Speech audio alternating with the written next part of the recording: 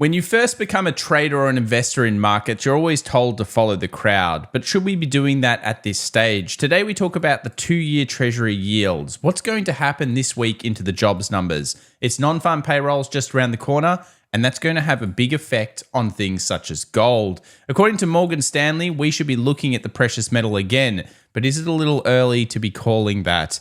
We'll also be taking a look at the flows coming out of the S&P 500. Everyone's focused on options, but should we be focused on some of the large transactions? We've got that along with CTA positioning coming up. And of course, US 10-year, 20-year yields, and the biggest stock in the world. When do we bet bullish on a stock such as this?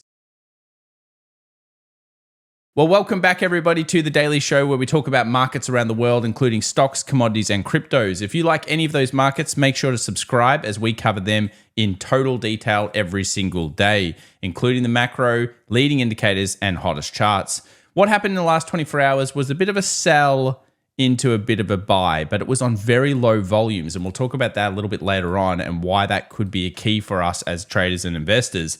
We'll also be discussing what's going on with flows. So let's get into it. Equities first.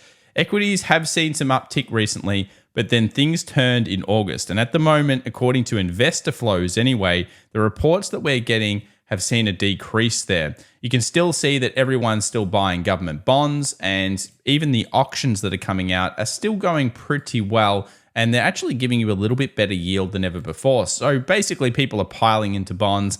Nothing's changed there over the last couple of months.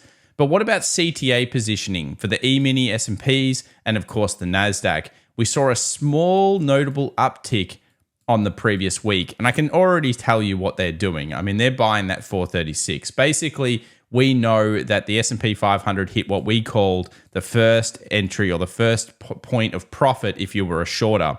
There is a second point though, and it happens down here, and we'll discuss it later on in today's video as a really, really excellent level that could happen. And if it does, I'm sure a lot of the biggest players will be interested in it. Remember to follow us over on FX Evolution as well on the Twitter, or X as we call it now, and the links are in the description down below if you're interested in seeing some of those charts, saving them, keeping them for yourself, etc. What about the options world? Well, it looks like we're still negative short gamma at this stage, and until we get back underneath certain other levels, we will remain so. Now, gamma flip, where does it happen? Turns out it's 44.44, at least that's the calculation at this stage. So will we need to pay attention to these highs? Absolutely. Gamma flip is coming up and key levels are about to be broken. And if that happens, bulls will be taking control of this market, at least for the temporary action. Fed terminal rates, we've all been discussing this. After Jackson Hole, we saw the Fed terminal rate go back to 5.6. The most notable thing that happened was we basically didn't see a rate cut expectation until after March of 2024. Now, this is a big change from what we used to see, which was, of course, rate cuts December, rate cuts even September at one point there during this year. What about earnings? What about everything to do with sentiment? Well, earnings results are basically over, but sentiment's still coming in, and it turned bearish for the first time over the last couple of months. Basically, we know that when this happens, there's usually a bunch of retail puts that are in the system, and we're getting closer and closer to that dip or to that sell-off. It's possible we even actually hit it the other day with the 436, but I do think that what's going on here is that there's still a possibility of what we call capitulation. And capitulation is when the market freaks out so much that it sells off really aggressively, makes everyone a bear, and then of course does a nice flip on us. We haven't technically seen that really in this sell-off so far. We've had a nice sell day, which would have freaked everybody else out, but we haven't had that nice new low, maybe 2-3 days of heavy selling. Usually you see those in most of these particular times.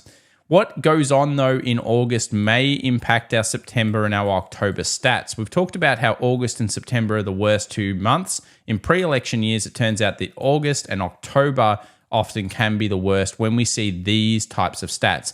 A negative August is usually followed by I would say lackluster September, and then possibly a sell-off October, followed by usually very strong November and Decembers. In fact, in all situations where we put in plus 10% from January to August, we were preceded by an 8-0 bull run by the end of the year. I mean, that's just stats. Of course, this time could be different. We know things are changing, but overall, that's what happened.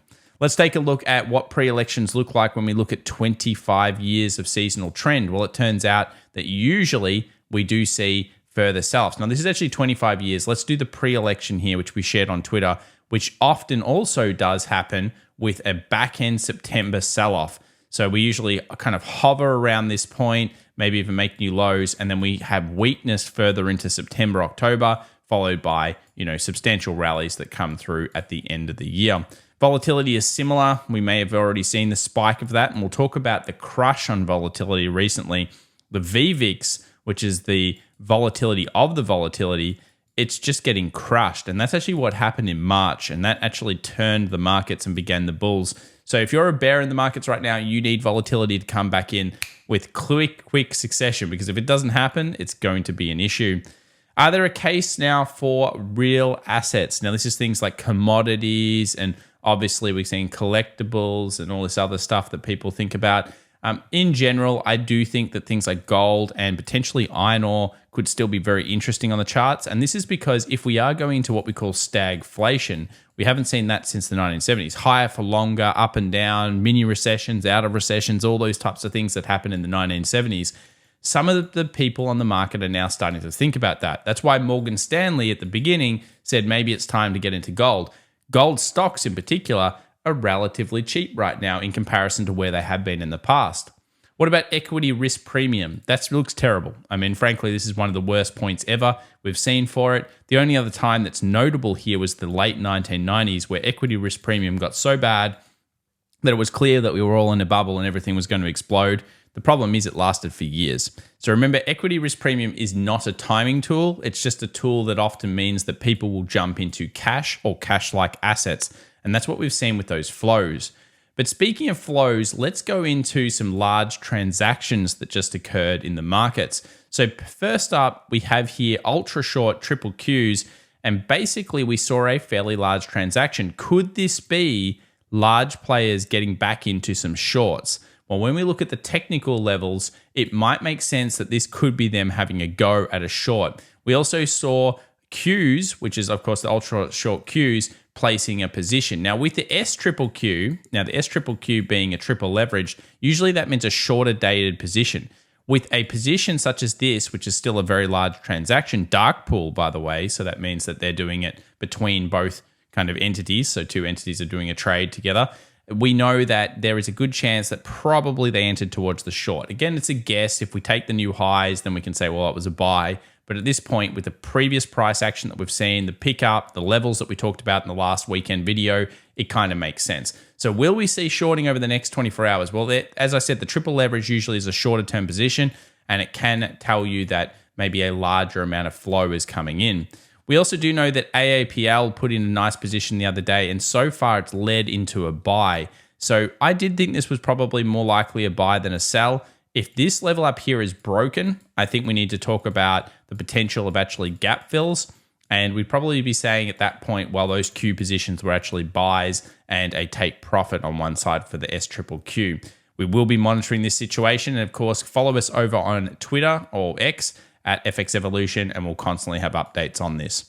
Options world was pretty boring, let's be real. I mean, the gambling options world, it was not very much volume going through, which is something we do need to note here.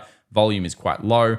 It was the normal ones, the triple Qs, Nvidia, they were slightly above 90-day trade volume, but really everything was boring as. And if you scroll down, it's only 30 million in comparison to the other days. 51% calls though versus 49% puts. So it could still be a bit of a trap session, possibly.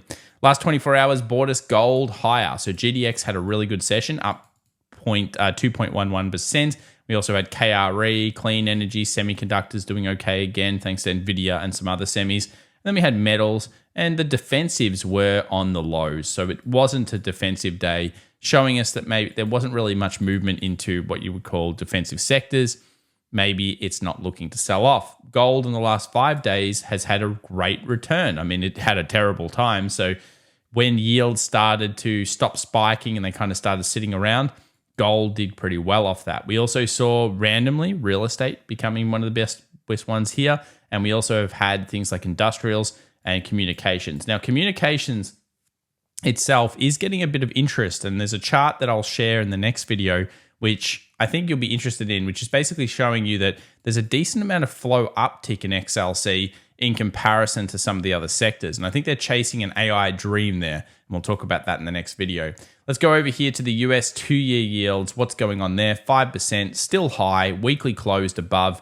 We still have to believe that this all comes down to probably non-farm payrolls this Friday, which happens 1 hour before the market opens. But this will be one of the most significant things to watch. All yields, set alerts at new highs. If that does happen, expect markets to react fairly negatively towards it. If these things get crushed, expect gold to probably do pretty well, and maybe even markets to break into their change of trend. So basically to start to move back up after this recent dip or correction or whatever you want to call it so far. Treasuries themselves, they're finding some kind of support down these lows, but with a huge bunch of auctions coming up, there's still, I think, a bit of downward pressure potentially here for TLT. For long-term investors, they're going to love this level. I mean, why couldn't you love that level? $92, getting 4+% on treasuries. I mean, I haven't seen that in years. This is pretty wild times for an investor, but you know, your horizon is very important. We do still like that 88.90 zone, and the reason is simple. Look at the previous history of it. It's just phenomenal zone back in the day. And big volumes are going through, so a lot of transactions for treasuries. Let's talk about the VVIX. It gets crushed once again. It keeps going down. The volatility of the volatility, it's bad, guys. It's really bad. It just doesn't do anything. I mean, what is this? These damn 0 DTE options, they're ridiculous and they're ruining all of our volatility. But at the same time, what we're seeing is a pretty interesting market. And I think the VIX hasn't actually been under 20 like this for so long. Like it's been a long time. Maybe 2017 was the last time we saw VIX itself being underneath this level for so long. We also know that when we did see the volatility of the volatility spike back in March, as it got crushed, that marked the bottom of the market. So it marked the turn point. So we're continuously watching this. We are looking for increased volatility coming out, hopefully over the next 1 to 2 weeks. Otherwise, it's more than likely we may have just seen the lows for this current run. Percentage of stocks above the 50-day moving average did tick back up. This is getting into the area, of course, we talked about. Underneath the 20 is certainly at the zone. And this / a few other techniques can be used quite effectively to kind of like time markets when you're talking about just trying to dip buy and all those types of things. You're basically just saying, is the market oversold or not? Well, we saw what happened with the market being underneath the 20 moving average. It hit one of our metrics. The 50 got very close. The 200 is sitting in the middle of nowhere. So if you look at the 200, it's neither a really good sell, nor is it anything in particular. Let's move over to the skew. It continues to get crushed, which is still a good sign for the bears. So keep watching the skew. It's getting crushed. That's certainly a positive sign to say maybe this dump is not over yet. That's certainly one of those things, along with the potential here for some of the flows that are moving. They have been moving negative. Some flows are moving negative. CDA positioning is moving up. There's a lot of mixed signals here. So I think the best thing we can do is follow the price action for now.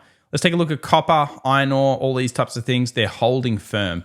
I think they're waiting for further stimulus from China. And of course, we've seen China dip their tail into trying to support the market, which did help. And we'll look at that later as we go through the indices.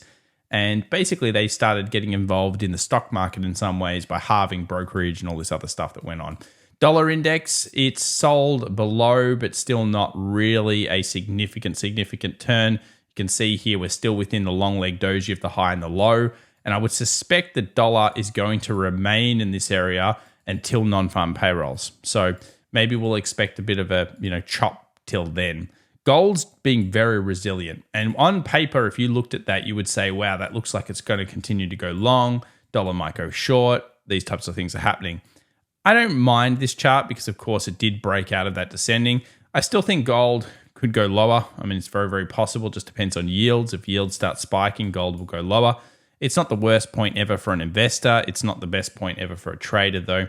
But if you see the high like this with the current build around the 20-day moving average, so this is the 20 MA it's sitting on, then usually it would move towards the higher side. Maybe 1960, something like that is a target. But I'm watching GDX more closely. We saw that drop that happened here, the rally so far, and we've talked about this zone quite a few times, 2980.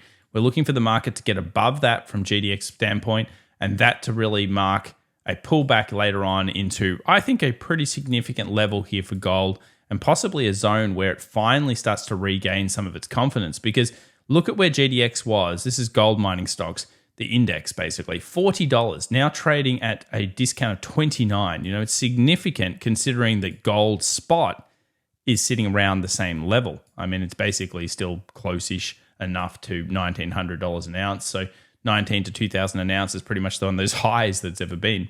What about oil? We continue to look at this from a weakness standpoint. So we're basically waiting to see whether we get a turn price. We haven't got a turn price just yet, but we did put a higher high in. So now we can start to mark out some of the lows, such as maybe this 79.59. And if we have that on our charts, we can alert it. And if that happens, then we're looking towards, temporary shorts into the lows, if not even to possibly 73 a barrel. So we'll be watching this one very closely, and I'm sure it'll work. It'll basically move a lot off non-farm payrolls. Now, Tesla was a really interesting one. Ended up going in super hot, hit up near these highs, and then sold off by the end of the day, and actually never rallied again, even though the market continued to hold through the session. If you take a look at a daily, it means it closed underneath its 20 moving average, which we see it's actually respected quite a lot. There's a respect, there's a respect, there's a respect. So we have to kind of believe that at the moment, sellers are in control until this level's taken. So until we take that high, sellers seem to remain control in Tesla and on the stock market itself. RK, yep, I like the old hyperstocks at the moment. Not maybe this one, but just shows us what hyperstocks are doing. They've kind of pulled back, and I showed this in our public live stream, actually the one we do on Mondays. And I was talking about how that's this synergy of the runs has been amazing. Like they've been the same length, they've been the same pullbacks, and of course the trend line's really nice. So it's an obvious level. I'm kind of watching to see what happens in here, but yeah, certainly it looks like it's come back to a pretty key zone to be watching. AAPL, the biggest stock in the world, does it take a new high? And if it does, will it then fill the gap? This is a very important chart, and I think we need to be watching this one quite closely. If we go down to things like 2 hour, I'm going to mark out something like a 182. If a 182 is closed above, then that's showing us effectively what I would usually call a change of trend. And already we talked about the fact that we thought buyers were here at 176. This would be pretty much where I'd break even that type of trade if I was long it. And I'd probably take even a little bit of profit off the table because that's a good little day trade type of, multi-day trades technique. And then if we break through, you're looking for a gap fill. So, significant move here on AAPL is possible depending on what happens. And it's similar on semiconductors, actually the same type of chart. And basically it's where the buyers, we kind of, said this is where we think the buyers are. And if the buyers can hold, of course, this level, at this low, more importantly, and of course this low, that's important. But if you're a bear, really you just want this thing under 144. Under 144, blur. I reckon it's going to 130, 132 at that point. That's going to be a fairly large move. There's almost no structure on the left-hand side, which is always important when we're looking at these charts. And we've seen some increased volume activity in recent days through the NVIDIA news and everything else, but it's still a bit weak, isn't it, on the charts? And if you want to look at NVIDIA, and we load NVIDIA up, it's still kind of hovering around. Is this a UT?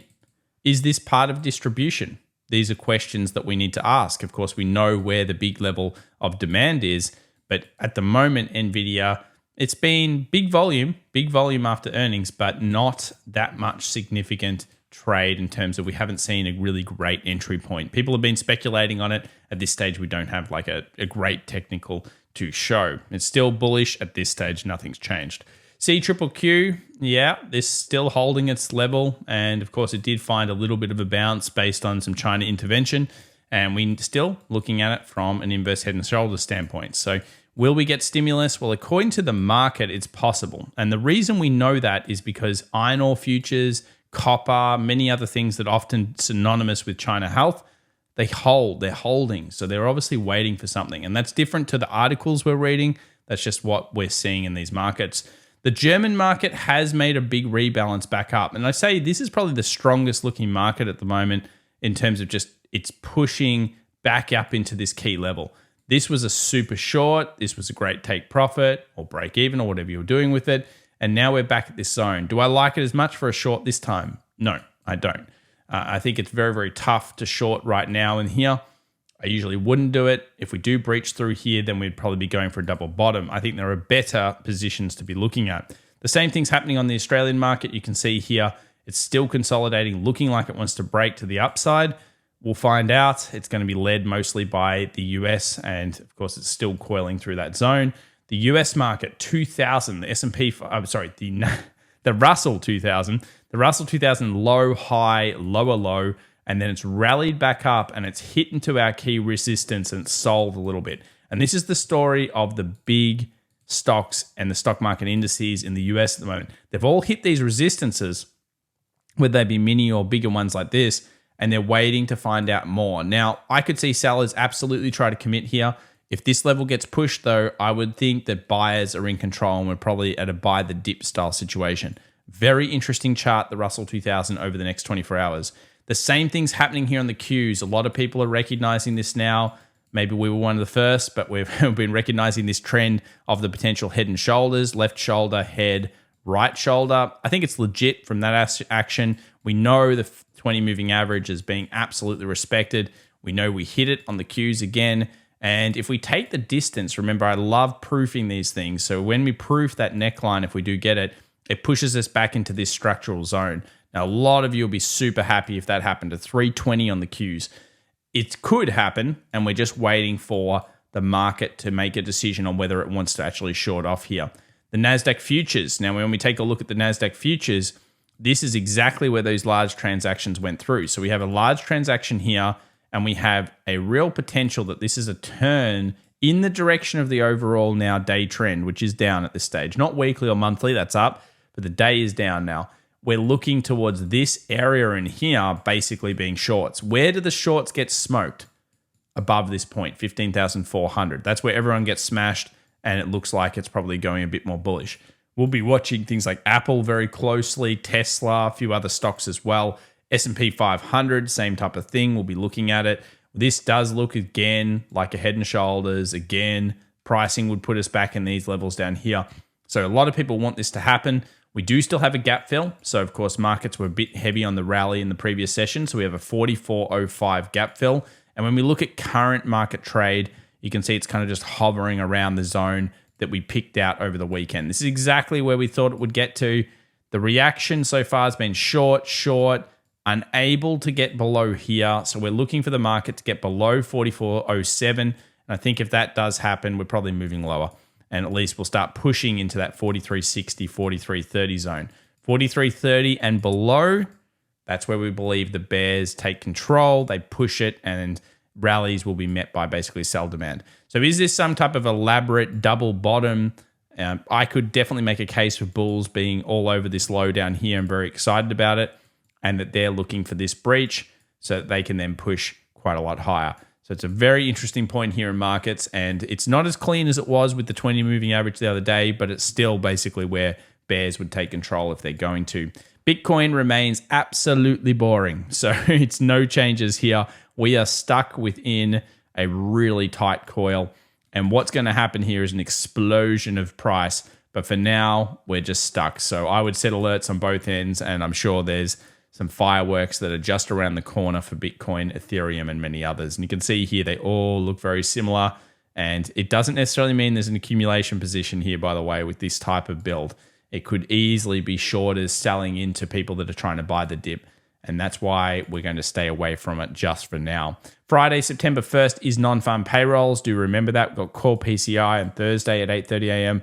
And of course, there's some other beginning bits of news, jolts, job openings, consumer confidence, that type of stuff. But really, it is still non-farm payrolls on Friday that we need to be paying attention to. So make sure you check that out, guys. And also make sure if you're interested in coming to our Vegas conference, September 23rd and 24th, links in the description down below. You can just click the first one and you'll be able to get the link to it. Then come and join us. We've got ex-Goldman Sachs traders coming that are now about to be announced. We've got CMT guys. We have so many experts in the field that are all specifically experts at different technical setups and, more importantly, different technical indicators. So there's going to be an amazing array. I'm really excited to see and meet a lot of you there. And I will be hanging around also on the 25th just to hang around with the community, you guys, the traders out there. So if you're interested, links in the description down below. Early bird offer is finishing soon, so definitely get involved and set the win in Vegas. Thanks so much for watching. If you enjoyed it, make sure to subscribe, smash that like button, and we'll see you very, very soon. Bye for now.